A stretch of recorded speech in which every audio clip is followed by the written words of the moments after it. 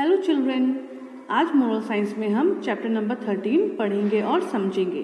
Chapter का नाम है दया का पुरस्कार। क्या नाम है चैप्टर का? दया का पुरस्कार। दया मतलब होता है किसी की हेल्प करना और पुरस्कार मतलब होता है इनाम। तो इसका अर्थ ये निकलता है कि अगर हम किसी की हेल्प करते हैं, कैसे भी हेल्प हम किसी भी प्रकार से करते हैं, तो आगे चलकर हमको उसका जो इनाम है वो मिलता है, वो भी किसी ना किसी रूप में मिलता है।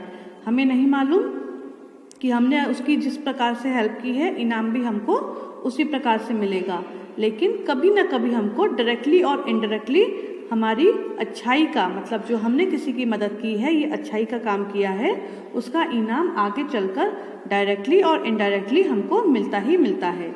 तो चलिए अब हम इस चैप्टर को पढ़ते हैं और समझते हैं। यहाँ पर बनी हुई पिक्चर से आपको ये तो समझ में आ ही गया होगा कि चैप्टर जो है वो एक लायन और एक आदमी के बारे में है। तो चलिए चैप्टर शुरू करते हैं। आज से बहुत वर्ष पहले रोम में दास प्रथा प्रचलित थी। मतलब ये कहानी जो है वो बहुत ज़्यादा पुरानी है और कहाँ की है?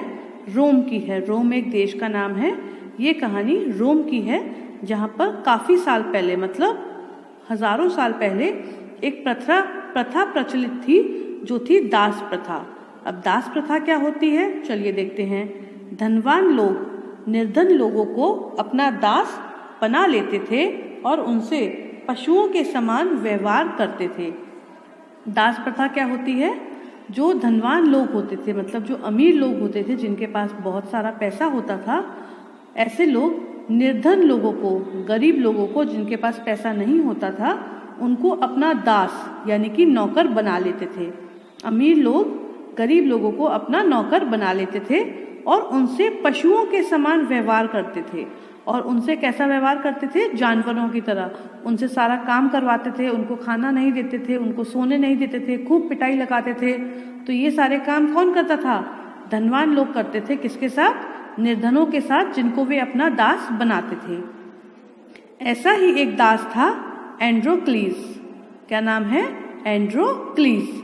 एंड्रोक्लीस एक व्यक्ति का नाम है जो किसी का दास था। उसका स्वामी बहुत कठोर व निर्दयी था। एंड्रोक्लीस जो व्यक्ति था, उसका जो स्वामी था, मतलब जिसके यहाँ पर वो दास था, उसका स्वामी बहुत ही कठोर और निर्दयी था।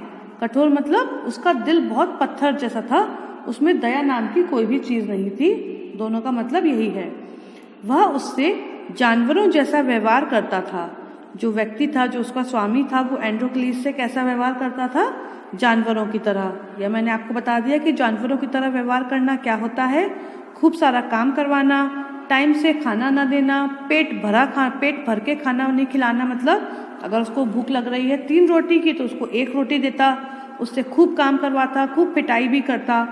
यदि उससे कोई भूल हो जाती तो वह कोड़ों से उसकी पिटाई करता था। देखिए आ गई बात। अगर एंड्रोक्लीस से कोई गलती हो जाती, उससे कोई काम गलत हो जाता, तो जो उसका मालिक था वो क्या करता?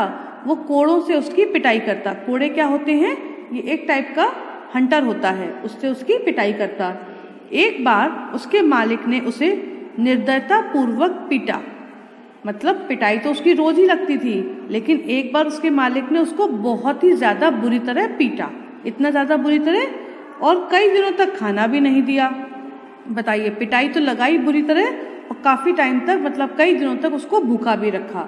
दुखी एंड्रोक्लीस उस घर से भागकर जंगल में एक गुफा में रहने लगा। अब इतनी प्रताड़ना सहने के बाद, इतना मतलब परेशान होने के बाद, भूखा रहने के बाद, पिटने के बाद एंड्रोक्लीस को दुख हुआ। दुख तो किसी को भी होगा। और उसने क्या किया? उसने उस घर से भागकर जंगल में एक गुफा में जाकर रहने लगा।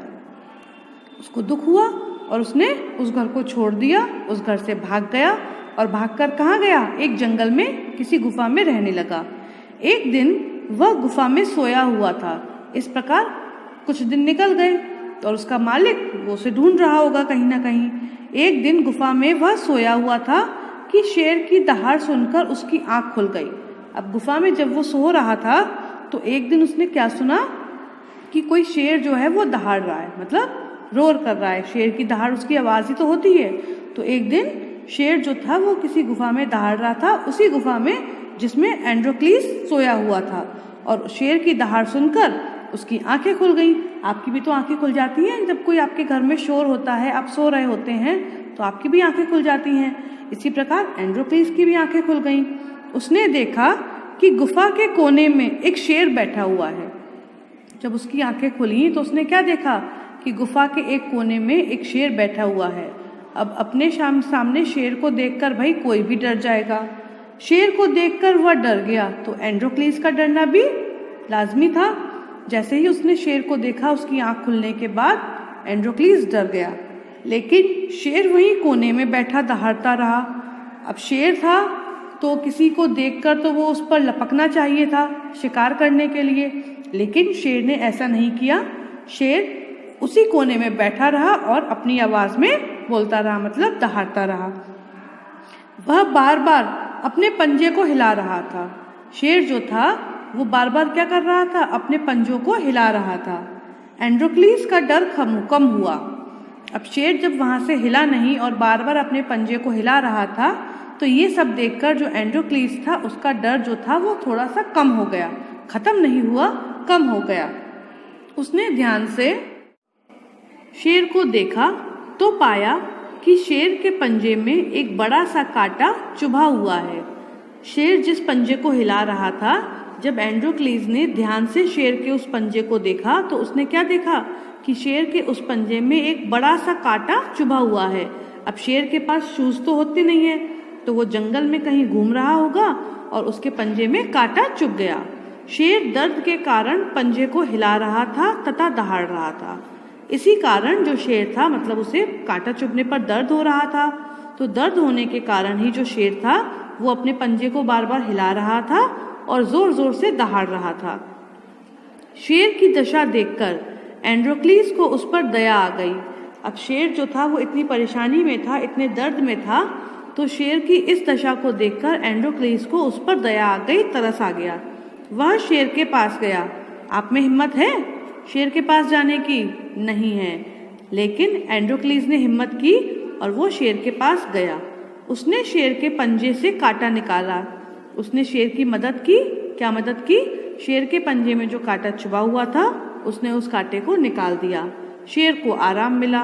भाई हमारे बॉडी में अगर कोई चीज़ चुभेगी और जब उसको हम निकाल देंगे तो हमको रिलैक्स फील होगा कि नहीं होगा? तो उसी प्रकार शेर को भी आराम मिल गया कांटा निकलने पर। 3-4 दिन शेर वहीं गुफा में पड़ा रहा। कांटा निकलने के बाद 3-4 दिन तक शेर उसी गुफा में पड़ा रहा जहां पर एंड्रोक्लीस रह रहा था। मतलब दोनों शेर और एंड्रोक्लीस एक साथ रहने लगे। जब हमारी कोई चोट लगती है तो उसको सही होने में थोड़ा टाइम लगता है, उसी प्रकार शेर का जो कांटा निकला था उसको भी सही होने में 3-4 दिन लगे, तो वह एंड्रोक्लीस वाली गुफा में ही पड़ा रहा। उसका पंजा ठीक हो गया। जब 3-4 दिन वहीं पड़ा रहा तो 3-4 दिन में उसका जो पंजा था शेर का वो सही हो गया। एक दिन वह एंड्रोक्लीस की ओर कृतज्ञता से देखता हुआ तथा पूंछ हिलाता हुआ वहां से चला गया। जब शेर का जो पंजा था वह सही हो गया तो शेर वहां से चला गया, लेकिन ऐसे ही नहीं गया। शेर ने एंड्रोक्लीस को अपनी भाषा में अपने तरीके से धन्यवाद दिया। कैसे? पूंछ हिलाकर। कैसे धन्यवाद दिया? पूंछ हिलाकर धन्यवाद दिया कि तुमने मेरी मदद की, और कृतज्ञता से उसे देखता रहा कि धन्यवाद आपका, आपने मेरे ऊपर एहसान किया। एक दिन मालिक ने एंड्रोक्लीस को देख लिया और पहचान लिया। अब इतने दिन बीत गए, काफी सारे दिन हो गए थे, तो एक दिन एंड्रोक्लीस का जो मालिक था, जिसके यहाँ वो दास का काम करता था, मालिक ने एंड्रोक्लीस को देख लिया और पहचान लिया। एंड्रोक्लीस पकड़ा गया। अब पहचान लिया तो उसने एंड्रोक्लीस को पकड़ लिया क्योंकि वह तो उसका दास था। एंड्रोक्लीस को राजा के सामने पेश किया गया। जब एंड्रोक्लीस के स्वामी ने, जो मालिक था, उसने एंड्रोक्लीस को पकड़ लिया तो उसने रोम के राजा के सामने उसको पेश किया। क्यों? क्योंकि उसने गलती की थी, अपने मालिक का घर छोड़कर भागा था और उसने ये गलती की थी। राजा ने उसे भूखे शेर के पिंजरे में डाल दिया। अब गलती की थी तो उसको सजा तो मिलनी थी। तो जब एंड्रोक्लीस के मालिक ने उसे राजा के सामने पेश किया तो क्या हुआ? राजा ने उसे भूखे शेर के पिंजरे में डाल दिया। आपने आगे पिक्चर देखा था ना, एक पिंजरे में एक शेर और एक आदमी खड़े थे। तो आदमी तो था एंड्रोक्लीस और शेर अपना शेर था। लोग तमाशा देखने के लिए एकत्रित हो गए। अब जब ऐसा काम होता है किसी व्यक्ति को किसी शेर के सामने डाला जाता है तो लोग, ये प्रथा होगी कि लोग जो है वहाँ पर तमाशा देखने के लिए एकत्रित मतलब इकट्ठा हो जाते हैं। तो यहाँ पर भी यही हुआ, जब एंड्रोक्लीस को शेर के सामने डाला गया तो लोग वहाँ पर तमाशा देखने के लिए इकट्ठा हो गए। लोग शेर को हमला करने के लिए उकसाने लगे। अब जो लोग थे वो चिल्ला चिल्लाकर शेर से बोल रहे थे कि तुम उस आदमी पर मतलब कि एंड्रोक्लीस पर हमला क्यों नहीं कर रहे हो, अपनी भाषा में बोल रहे थे। इसलिए वो क्या कह रहे हैं यहाँ पर, लोग शेर को हमला करने के लिए उकसाने लगे। शेर भयंकर गर्जना करता हुआ आगे बढ़ा। अब जब लोग शेर को उकसाने लगे तो शेर को और गुस्सा आया। क्यों? क्योंकि शेर जो है वह कई दिन से भूखा था। उसे कहाँ डाला था? भूखे शेर के पिंजरे में ही तो डाला था। तो भूखा शेर लोगों के उकसाने पर उसे और गुस्सा आ गई, तो उसने भयंकर गर्जना मतलब भयंकर दहाड़ के साथ आगे बढ़ा। लेकिन यह क्या, क्रोधित शेर एंड्रोक्लीस के पास जाकर रुक गया। ये वाली बात देखकर सब लोग शॉक हो गए, सब लोग चकित हो गए कि इतना भूखा शेर इतनी भयंकर गर्जना के साथ आगे बढ़ा, लेकिन एंड्रोक्लीस मतलब जो व्यक्ति उस पिंजरे के अंदर था उसके पास जाकर रुक गया। फिर वह पूंछ हिलाने लगा मानो पालतू हो। जैसे हमारे जो पालतू डॉग्स होते हैं वो हमें देखकर अपनी टेल को हिलाते हैं, उसी प्रकार वह शेर भी जो था वहाँ पर एंड्रोक्लीस के पास जाकर रुक गया और उसके सामने पूंछ हिलाने लगा, जैसे शेर हो उसका पालतू। किसका? एंड्रोक्लीस का। थोड़ी देर बाद शेर एंड्रोक्लीस के पैर चाटने लगा।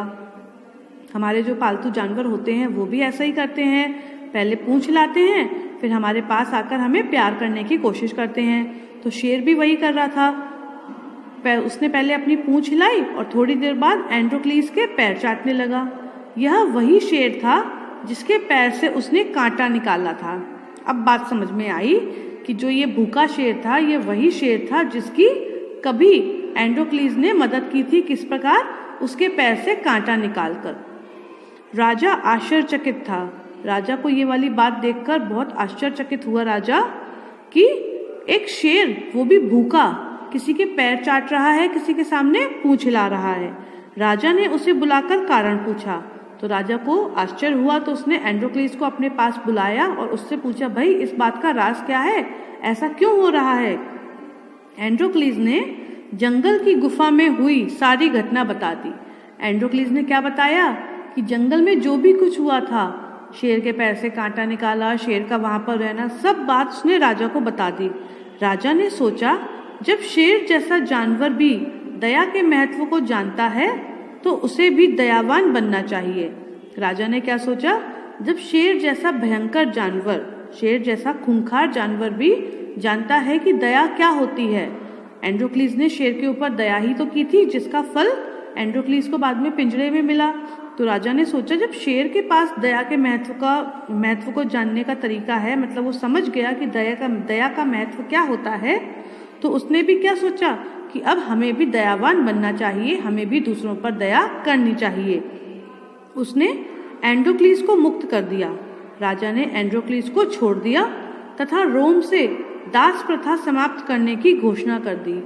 सबसे पहले तो उसने एंड्रोक्लीस को मुक्त कर दिया, मतलब उसकी गलती को माफ कर दिया, और फिर उसने ये घोषणा कर दी, ये अनाउंसमेंट करवा दिया कि रोम में आज से दास प्रथा खत्म हो जाती है। मतलब कोई भी धनवान व्यक्ति, कोई भी अमीर व्यक्ति किसी गरीब को अपने घर में दास के रूप में नहीं रख सकता, उसको अपना दास नहीं बना सकता। ये घोषणा राजा ने अपने पूरे राज्य में करवा दी। तो इस कहानी से हमें क्या शिक्षा मिली कि अगर हम किसी के ऊपर दया करते हैं तो उस दया का फल हमको कभी ना कभी किसी ना किसी रूप में मिलता ही है, चाहे वो सीधे रूप में मिले, चाहे वो इनडायरेक्टली मिले। तो इस कहानी से हमें क्या शिक्षा मिलती है? इस कहानी से हमें यह शिक्षा मिलती है कि हमें निर्धन, दुखी और असहाय व्यक्तियों पर ही नहीं, जीव जंतुओं पर भी दया करनी चाहिए। ऐसा नहीं है कि हम निर्धन व्यक्ति या दुखी व्यक्ति है केवल उस पर ही दया दिखाएं, नहीं, हमें जीव जंतुओं पर भी दया करनी चाहिए। मतलब जो जानवर होते हैं, पक्षी होते हैं, पशु होते हैं, उन पर भी दया करनी चाहिए। हम जिस पर भी दया करेंगे उस दया का जो नतीजा है, उस दया का जो फल है, वो किसी ना किसी रूप में आगे चलकर भगवान हमको दे ही देगा। ठीक है, तो ये था हमारा चैप्टर नंबर 13, दया का पुरस्कार। इस चैप्टर के एक्सरसाइजेस हम अपनी नेक्स्ट क्लास में करेंगे। That's all for today. Good bye.